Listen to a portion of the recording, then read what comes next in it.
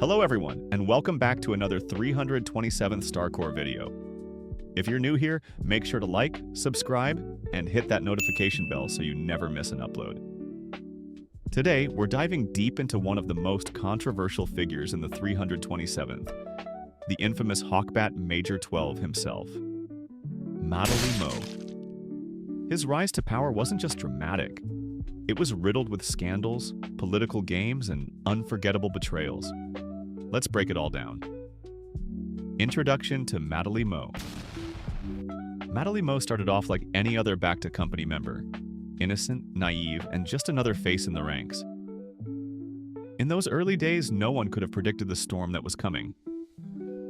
He trained hard, kept his head down, and slowly climbed the ladder of command. His dedication and discipline eventually earned him a spot as a Sentinel Guard, working closely with Bacta's leadership and gaining access to the inner workings of the company. It was during this time that Moe began to shape his future, not just as a soldier, but as a rising political force within the 327th. The Securas blade scandal. But what truly pushed Moe into infamy was his behind-the-scenes manipulation.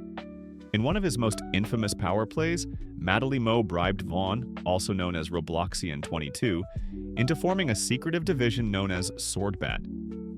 This covert group, operating under the radar, would later evolve into what we now know as Securas Blade.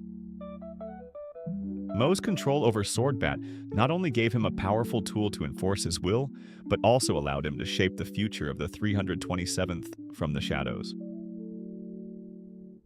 The rise of a cult of personality.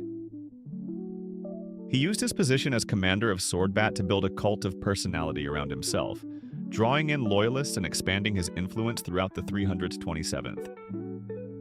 With his growing popularity and strategic positioning, Moe climbed even higher, eventually ranking up to Major 12 and taking full ownership of the Hawkbat Battalion, a combat-focused sub-company under the 327th StarCore.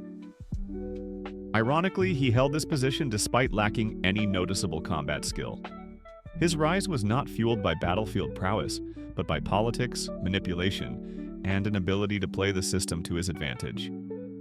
It is clear to note that Madi1yMoe gained his position through bribery and offing any competition that stood in his way, a strategy eerily similar to that of Soviet dictator Joseph Stalin.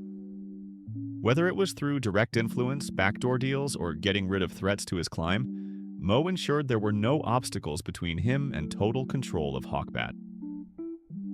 Moe's connection to the Limitless path. Incident. Moe not only orchestrated scandals to consolidate power within the 327th, he also had direct involvement in one of the Corps' darkest moments, the Limitless Path incident. Alongside Madi1yMoe, Moe participated in an elaborate scheme to frame Tuxedo Lux. The situation began when Madi1yMoe was caught grabbing a sword in direct violation of orders from Company Sergeant Cookies. To deflect blame, Madi1yMoe fabricated a story that Tuxedo Lux was the one who broke the rules. In court, Madi1yMoe had lied under oath and bribed Moe to join the deception. Moe, aware of the false testimony, accepted the bribe and actively helped to frame Tuxedo Lux, staining his own reputation and showing how far he was willing to go for power and loyalty to his corrupt circle.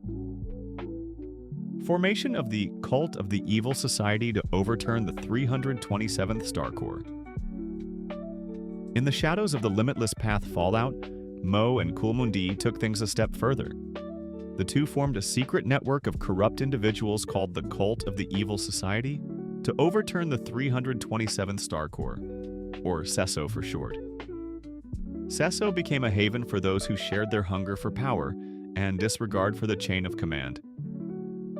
Among its rumored members were Tud, Torrent, Cookies, COOL, Moe, and possibly all of Upper Highcom. The cult was born out of the realization that many within the ranks had been working silently, and sometimes not so silently, to harvest power from the 327th and redirect it toward their own ambitions.